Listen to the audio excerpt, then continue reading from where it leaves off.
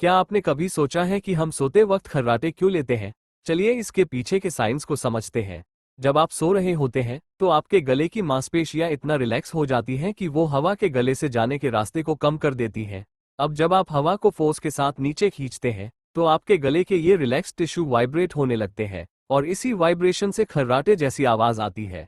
वैसे तो खर्राटे लेना आम बात हो सकती है, पर बहुत तेज और जोर से खर्राटे लेना शरीर में ऑक्सीजन की कमी का भी संकेत हो सकता है। ऐसा है फैक्ट्स के लिए अल्ट्रा फैक्ट को सब्सक्राइब करें।